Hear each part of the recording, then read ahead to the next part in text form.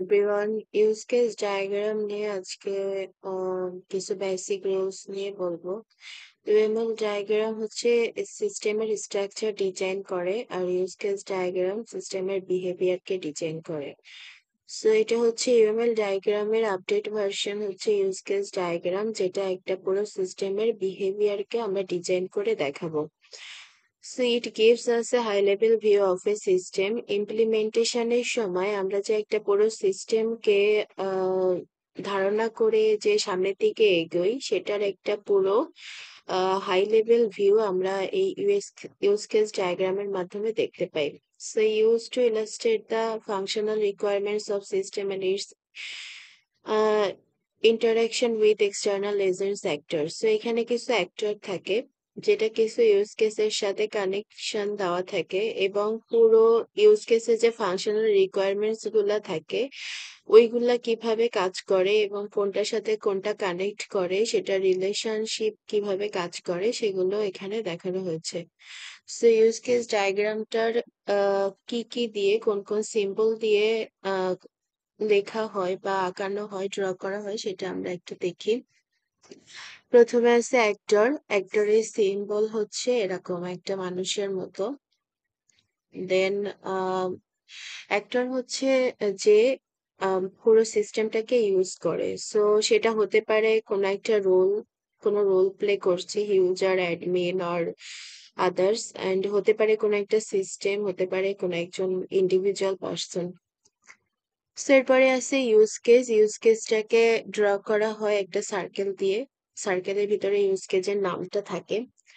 So এটা হচ্ছে functionality অথবা ক্যাপাবিলিটি অফ এ সিস্টেম। একটা সিস্টেম কি কি করে সেটাই ইউজ কেসের মধ্যে লেখা হয়।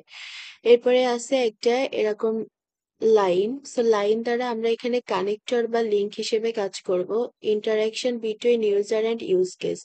So user means actor. Actor থেকে ইউজ কেসের মধ্যে এখানে যে যে কানেকশন বা লিঙ্ক আপ করা হবে সেগুলোকে আমরা লাইন দ্বারা প্রকাশ করব। এরপর হচ্ছে রিলেশনশিপ। রিলেশনশিপ গুলো হচ্ছে একটা ইউজ কেস আরেকটা ইউজ কেসের উপর ডিপেন্ড হতে পারে, অথবা একটা ইউজ কেস ওই ইউজ কেসের সাথে রিলেটেড হয়ে কোনো একটা কাজে ইনভলভ থাকতে পারে। আবার একাধিক ইউজ কেস একাধিক অ্যাক্টরের সাথে কানেকশন কানেক্ট থাকতে পারে। আবার একাধিক অ্যাক্টর একটা ইউজ কেসের সাথে কানেক্ট বা রিলেশন তৈরি করতে পারে। সো যার কারণে এখানে দুইটা রিলেশনশিপ ইউজ করা হয়েছে, সেটা হচ্ছে ইনক্লুড আর একটা হচ্ছে এক্সটেন্ড। সো ইনক্লুডের কাজ হচ্ছে একটা ইউজ কেস যখন আরেকটা ইউজ কেসের উপর ডিপেন্ড হয়ে থাকে।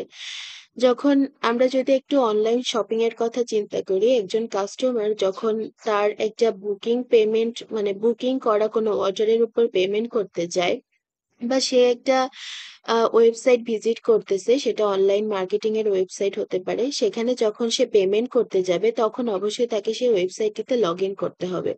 সো লগ ইন তো এখানে মাস্ট করাই লাগবে। সো এটা লগ ইন, পেমেন্টটা করতে গেলে যেহেতু লগ ইনটা করাই লাগবে, সো এটা পেমেন্টের ক্ষেত্রে লগ ইন হচ্ছে তার ইনক্লুড।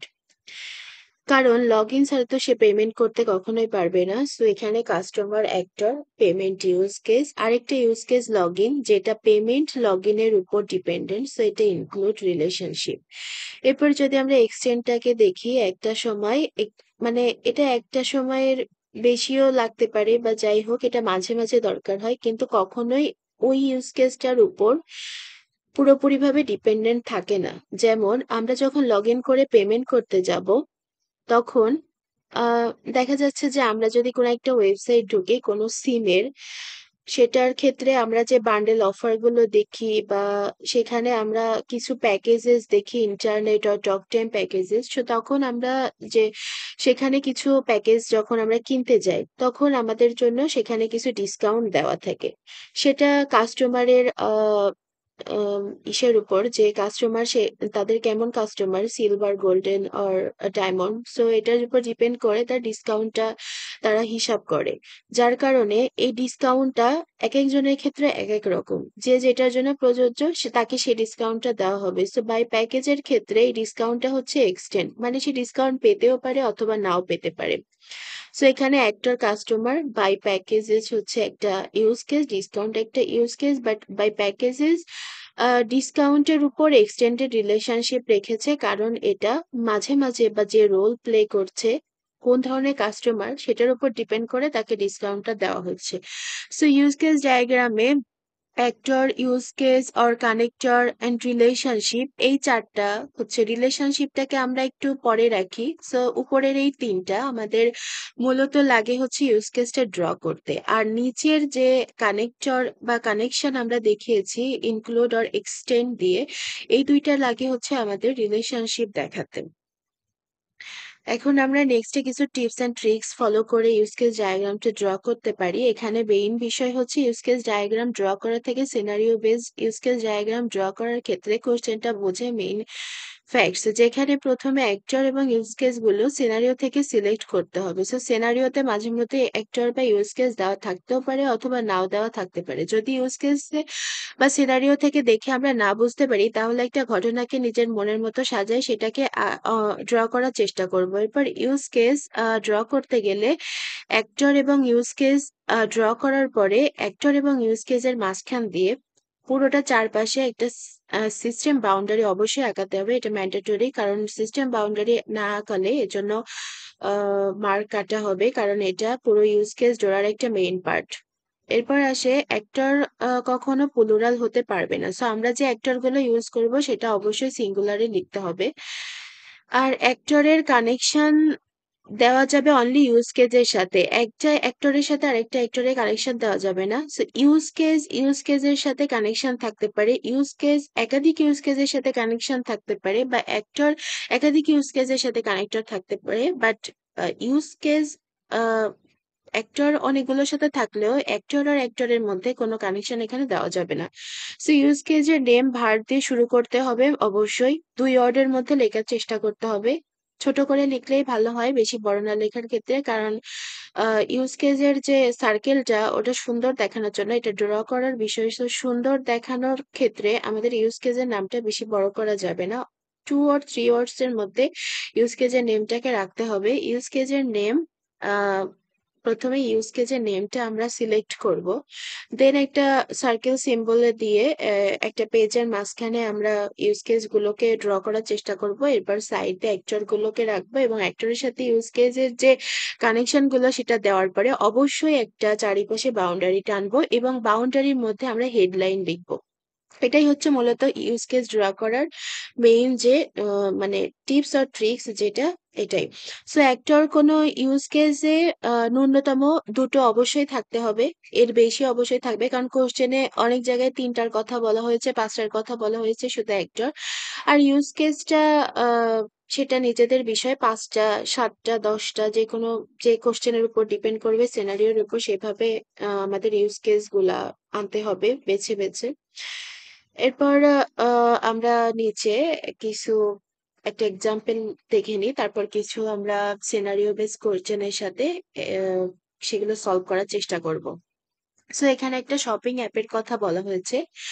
শপিং অ্যাপটাকে বলছে যে এখানে কাস্টমার আছে, অ্যাক্টর, সেলার এবং অ্যাডমিন, 3জন অ্যাক্টর আছে। এখানে প্রথমে কাস্টমার কি করতে পারে, কাস্টমার এখানে অর্ডার করতে পারে, ক্যান্সেল করতে পারে অর্ডার, এরপরে সে রিটার্ন করতে পারে অর্ডার। সেই তিনটা কাজ করার জন্য কাস্টমারকে অবশ্যই ডিপেন্ড করতে হবে লগ ইনের উপর, কারণ লগ ইন করলেই সেই তিনটা কাজ করতে সক্ষম হবে। সো তাহলে অর্ডার, ক্যান্সেল, রিটার্ন লগ ইনের উপর ইনক্লুড রিলেশনশিপ বহন করছে। এরপরে এর সাথে অর্ডারের সাথে একটা ইউজ কেস দেওয়া হয়েছে যেটা ডিসকাউন্ট।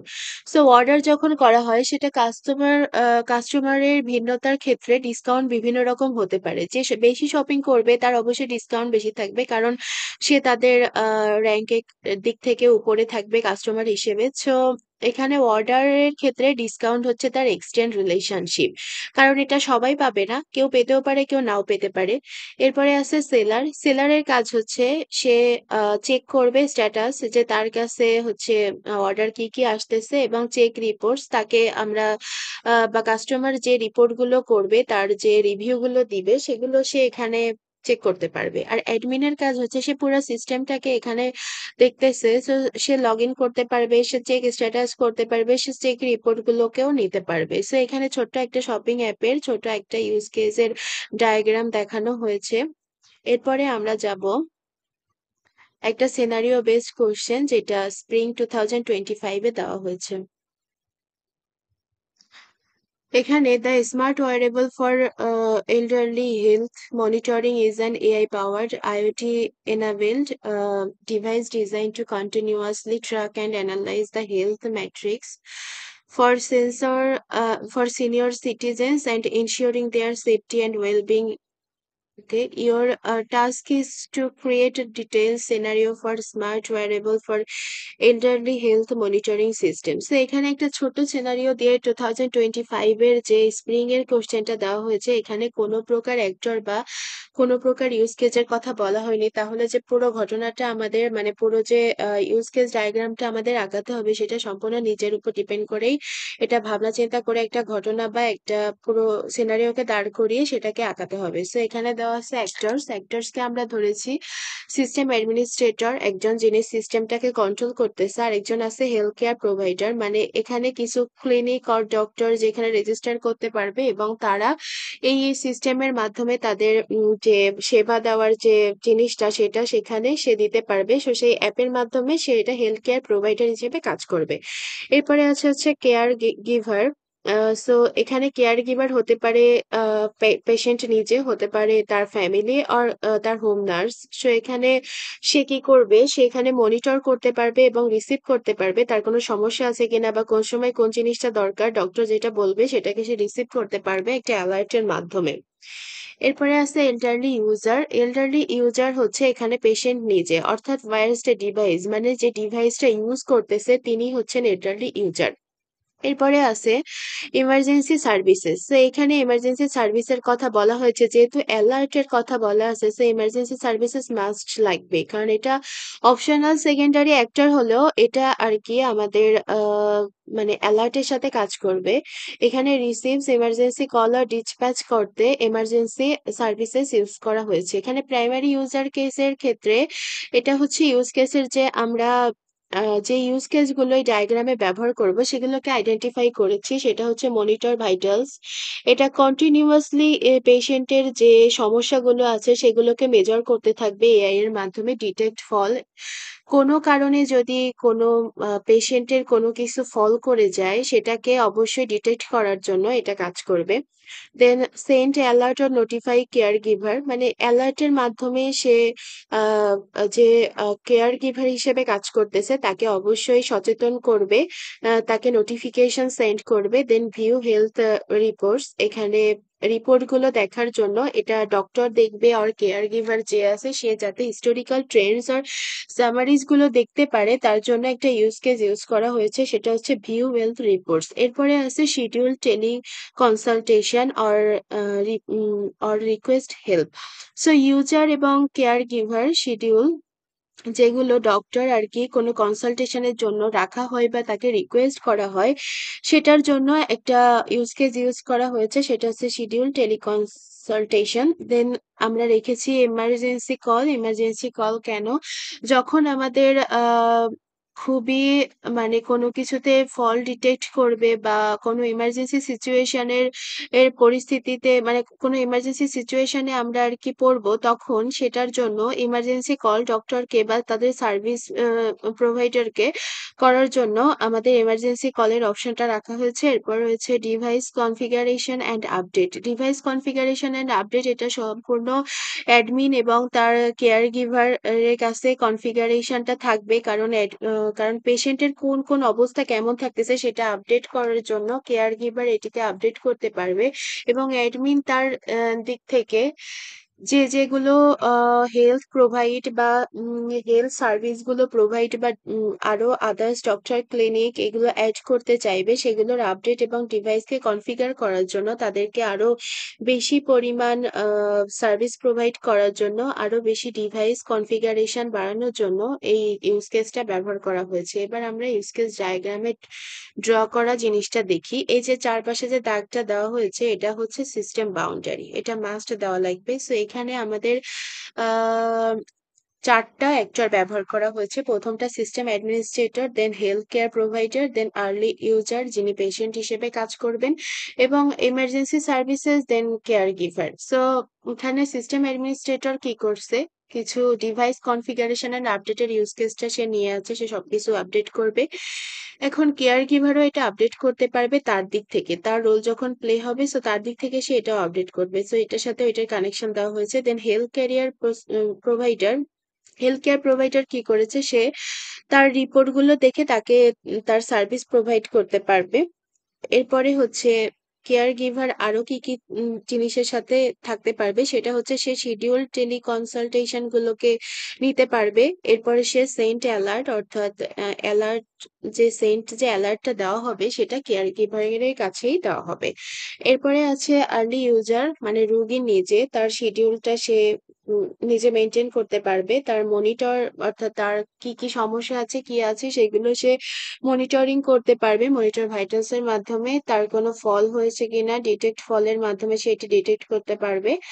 এরপরে এখানে মনিটর ভাইটাল হচ্ছে সেন্ড অ্যালার্টের সাথে এক্সটেন্ড করা, কারণ মনিটর ভাইটালের উপর সেন্ড অ্যালার্ট ডিপেন্ড করতেছে। যদি তার পরিস্থিতি বা অবস্থা খারাপ হয় তাহলে এটা তাহলে তাকে সেন্ড অ্যালার্টটা পাঠানো হবে, বা সেন্ট অ্যালার্ট পাঠানোর পরে তাকে মনিটর করা হবে। সো মনিটর ভাইটালের উপর ডিপেন্ড করতেছে সেন্ট অ্যালার্ট, আর সেন্ট অ্যালার্টের উপর ডিপেন্ড করতেছে ডিটেক্ট ফল, কারণ ডিটেক্ট ফল হয়েছে কিনা সেটা ডিটেক্ট করবে অ্যালার্টটা সেন্ড করার পরে। এরপরে হচ্ছে এমার্জেন্সি কল। এমার্জেন্সি কলটা ডিপেন্ড করতেছে সেন্ট অ্যালার্টের উপর, কারণ সেন্ট অ্যালার্ট গেলেই তার যদি অবস্থা খারাপ থাকে তখন সে এমার্জেন্সি কল দিবে।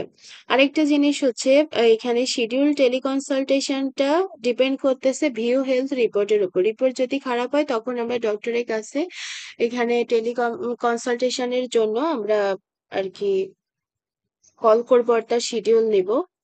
এখানে এটা পুরো কাজ হয়েছে স্মার্ট ওয়্যারেবল হেলথ মনিটরিং এর ক্ষেত্রে। সো এটা হচ্ছে পুরোটার একটা ওভারভিউ, এটা ইউজ কেস ডায়াগ্রামের। এরপরে আমরা নেক্সট আরেকটা সিনারিও দেখতে পাচ্ছি, যেখানে অটিস্টিক চিলড্রেনের কথা বলা হয়েছে এবং তাদেরকে নিয়ে একটা লার্নিং প্ল্যাটফর্ম তৈরি করা হয়েছে স্পেশাল চাইল্ডের ক্ষেত্রে। সেটাতে কিছু আমাদের এখানে একটা ইনক্লুসিভ লার্নিং হাব কাজ করতেছে সেই প্ল্যাটফর্মে। এখানে মূলত যে অ্যাডমিনিস্ট্রেটর থাকবে, সিস্টেম সিস্টেম যে পরিচালনা করবে সে কিছু কাজ করবে। এখানে তাদের স্টুডেন্ট যেগুলো মডিউল গুলাকে তাদের লার্নিং মডিউল গুলাকে অ্যাক্সেস করতে পারবে। এখানে প্যারেন্টস তাদের চিলড্রেনদের কোনো ডেভেলপ হচ্ছে কিনা বা তাদের কোনো সমস্যা হচ্ছে কিনা তাদের ক্যাটাগরি ওয়াইজ কাস্টমাইজ করে তাদের জন্য এই সিস্টেমটাকে ব্যবহার করতে পারবে। এখানে তাদের কিছু এডুকেটর কাজ করছে, যারা হচ্ছে এখানে তাদের জন্য বিভিন্ন ক্লাস, বিভিন্ন অ্যাক্টিভিটিস এগুলোকে আপলোড করতে পারবে এবং তাদের এগুলো গ্রোথ বৃদ্ধিতে কাজ করবে। এটাই এখানে সিনারিওতে বলা হয়েছে। তো সিনারিও অনুসারে আমরা যদি ইউজ কেস ডায়াগ্রামটা ড্র করি তাহলে এখানে আমরা দেখতে পাচ্ছি যে কিছু অ্যাক্টর আমাদের কোশ্চেনে বলা আছে যে একটা আইএলএইচ সিস্টেম ড্র করতে হবে, অর্থাৎ সেখানে ইউজ কেস ডায়াগ্রামটা ড্র করতে আমাদের অ্যাক্টর ইউজ করতে হবে চিলড্রেন, প্যারেন্টস, এডুকেটরস ও সিস্টেম অ্যাডমিনিস্ট্রেটরস। তো এই চারটা অ্যাক্টর নিয়ে আমরা ইউজ কেসেস গুলোকে আইডেন্টিফাই করেছি, যে লগ ইন করবো, দেন লগ আউট করবো, এটা একটা ইউজ কেস। আরেকটা আছে অ্যাক্সেস লার্নিং এনভায়রনমেন্ট, আরেকটা হচ্ছে অ্যাডজাস্ট সেন্সরি সেটিংস। এটার মাধ্যমে হচ্ছে যে স্টুডেন্ট যেদিক থেকে সমস্যায় আছে সেটার সাথে অ্যাডজাস্ট করে তার সেটিংসটাকে আমরা তো তৈরি করতে পারবো। এরপর হচ্ছে ট্র্যাক চিলড্রেন প্রোগ্রেস, আর হচ্ছে জেনারেট প্রোগ্রেস রিপোর্টস, দেন মনিটর অ্যাচিভমেন্টস, দেন ম্যানেজ ইউজার অ্যাকাউন্টস। এখন আমরা যদি একটু পুরো সিস্টেমটার ইউজ কেস ডায়াগ্রামটা দেখি, আইএলএ সিস্টেম, সেটাতে বলা হয়েছে এখানে চিলড্রেন, প্যারেন্ট, এডুকেটর এবং সিস্টেম অ্যাডমিনিস্ট্রেটর কাজ করছে। সো এখানে প্রথম থেকে যদি আমরা দেখি, চিলড্রেন লগ ইন করতে পারবে আর লগ আউট করতে পারবে। দেন সে অ্যাক্সেস লার্নিং মডিউলকে নিয়ে কাজ করতে পারবে। সে অবশ্যই অ্যাক্সেস পাওয়া লাগবে তার মডিউলগুলো তাকে শেখার জন্য। এরপরে আছে track children progress. Track children progress মানে যদি এখানে সে তার লার্নিং মডিউলগুলো নিয়ে সে পড়াশোনা করে বা সে সেগুলো শেখে, তাহলে তার কোনো প্রোগ্রেস হচ্ছে কিনা সেটা সে ট্র্যাক করতে পারবে চিলড্রেন নিজে। এখানে কাস্টমাইজ লার্নিং এনভায়রনমেন্ট, চিলড্রেন যদি তার কোনো সমস্যা থাকে বা সে কোনটা বুঝতে সমস্যা হচ্ছে বা তার মানে স্পেশাল চাইল্ডের রিকোয়ারমেন্ট অনুসারে সে তার নিজের কাস্টমাইজ লার্নিং এনভায়রনমেন্টটাকে তৈরি করতে পারবে। এদিকে parents log in log out করতে পারবে, চিলড্রেনের যে প্রোগ্রেসটা হচ্ছে সেটাকে সে ট্র্যাক করতে পারবে। এরপরে আছে হচ্ছে সে তার চিলড্রেনের জন্য কাস্টমাইজ লার্নিং এনভায়রনমেন্ট যে প্ল্যাটফর্মটা সেটা সে তৈরি করে দিতে পারবে। এরপর টেক চাইল্ড, সে নিজে tech child progress generate progress reports. So tech child প্রোগ্রেসের উপর ডিপেন্ড করে একটা রিপোর্ট জেনারেট হয়, যেটা একটা ইন্টারফেসে আমরা দেখতে পাই। তাহলে এখানে যে প্রোগ্রেস যে রিপোর্টটা আছে, প্রোগ্রেস রিপোর্টটার উপর ডিপেন্ড করছে, মানে এখানে মূলত অ্যাক্সেস লার্নিং মডিউল থেকে তার যে রিপোর্টটা জেনারেট হচ্ছে সে কতটুকু কাজ করতে পারছে বা কতটুকু শিখতে পারছে সেটার উপর ডিপেন্ড করে চাইল্ডের প্রোগ্রেসটাকে ট্র্যাক করা যাচ্ছে।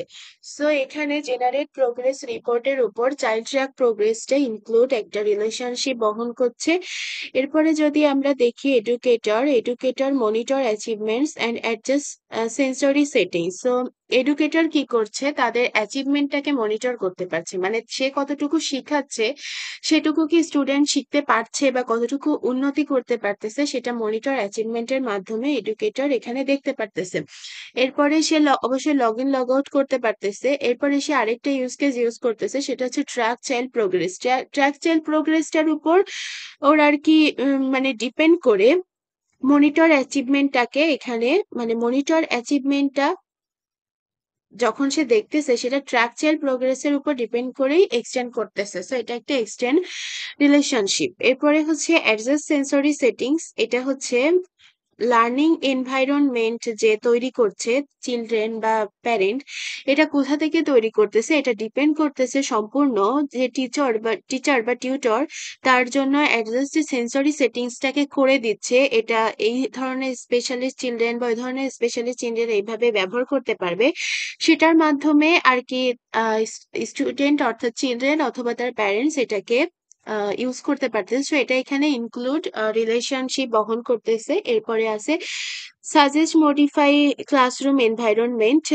এটা এডুকেটরের যদি কোনো কিছুতে কোনো সমস্যা তৈরি হয় বা সে কোনো কিছু আপডেট করতে চায় তাহলে সে এখানে একটা suggest or modify classroom environment, তার মানে অ্যাডজাস্ট সেন্সরি সেটিংসটা suggest or modify classroom environment এটার উপর ডিপেন্ড করতেছে, অর্থাৎ অ্যাডজাস্ট সেন্সরি সেটিংস এর উপর ডিপেন্ড করতেছে। এটা হচ্ছে এক্সটেন্ড হবে।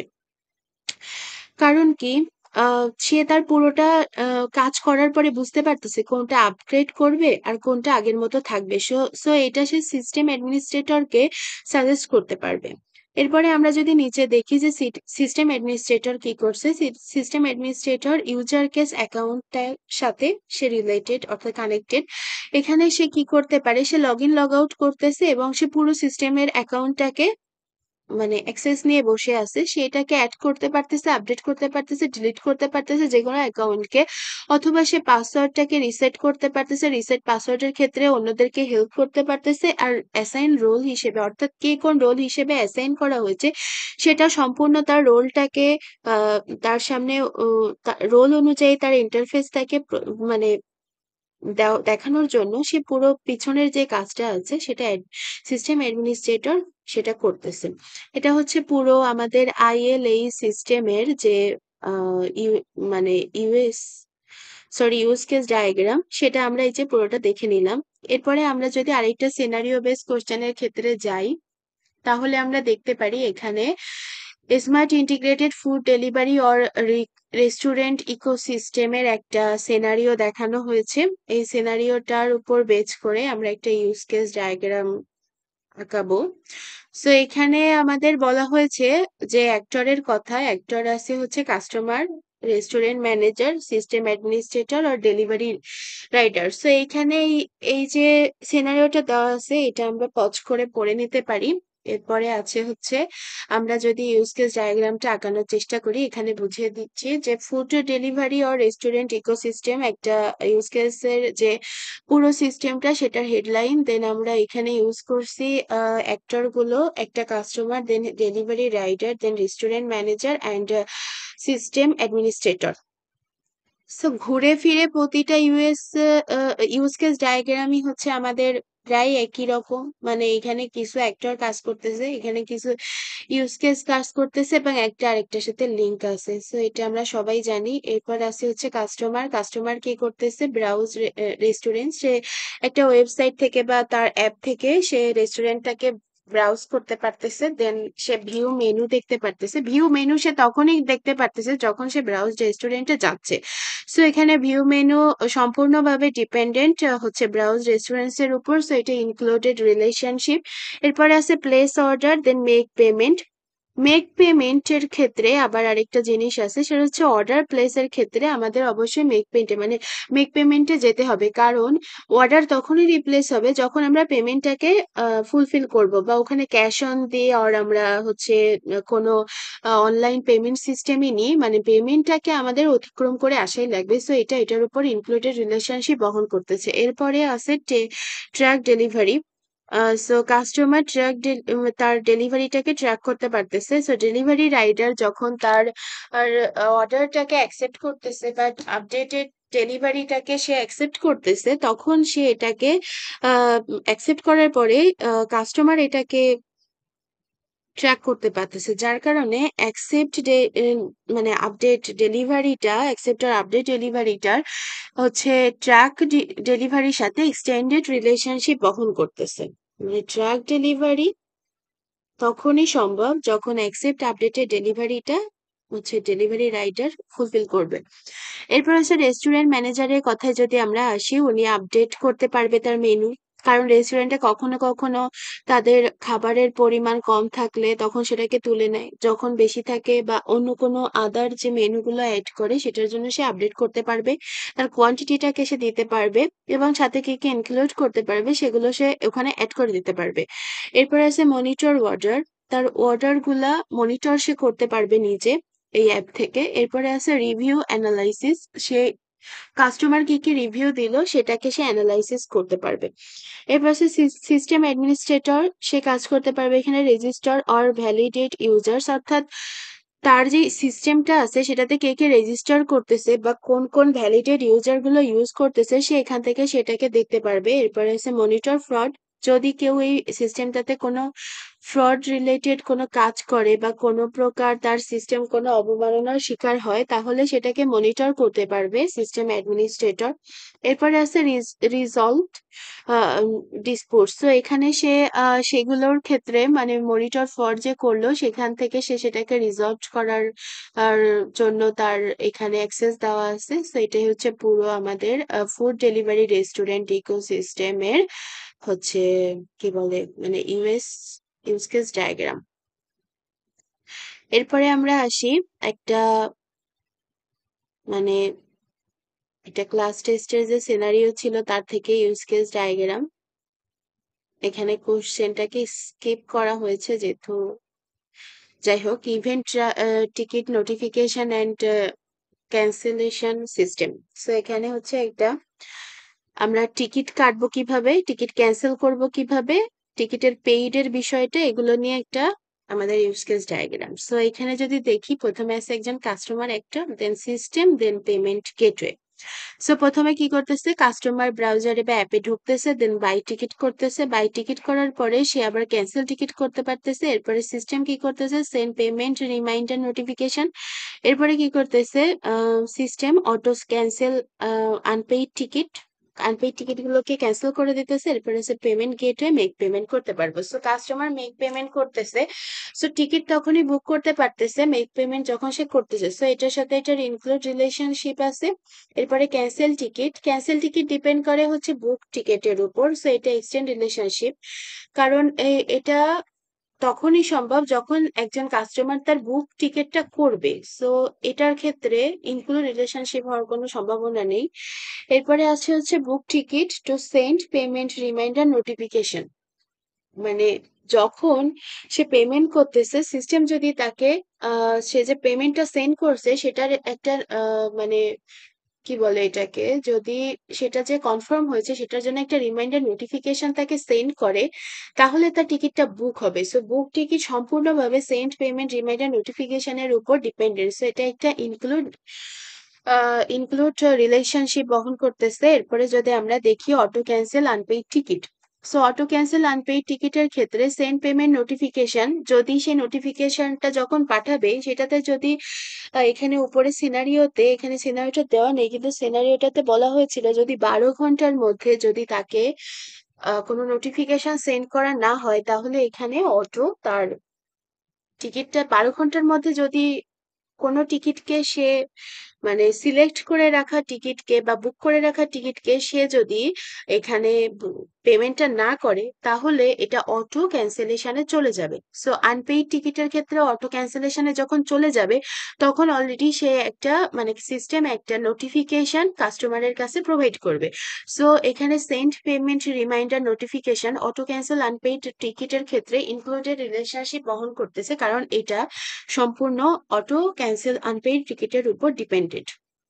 এখানে আমরা যতগুলো ইউজ কেস ডায়াগ্রাম দেখিয়েছি তার মধ্যে হচ্ছে সবগুলো ইউজ কেস ডায়াগ্রাম যে সবার সাথে মিলবে এরকম কোনো বিষয় নেই। এক একজনের চিন্তা ধারণা এক এক রকম হবে এবং ইউজ কেস ডায়াগ্রাম চেঞ্জ হতে পারবে। তবে মেইন যেটা বিষয় হচ্ছে এখানে উপরে আমি যে দেখিয়েছি ইউজ কেস ডায়াগ্রাম গুলো ড্র করার নিয়ম এবং টাইপ এন্ড ট্রিক্স, এই এইগুলার টিপস এন্ড ট্রিক্স এবং ইউজ কেস ডায়াগ্রামের যে মানে কি বলে যে সিম্বল গুলো এগুলো ফলো করে কোনটা কোনটার উপর ডিপেন্ডেন্ট এটা বুঝে আমরা যদি ইনক্লুড এক্সক্লুড এগুলোকে ড্র করতে পারি তাহলে ইউজ কেস ডায়াগ্রাম মাস্ট সুন্দরভাবে তৈরি করা সম্ভব। সো এটাকে এটার উপর ডিপেন্ড করে আমরা আমাদের ইউজ কেস ডায়াগ্রামটা এক্সামে ড্র করতে পারবো। সো আজকে এই পর্যন্তই। Thank you.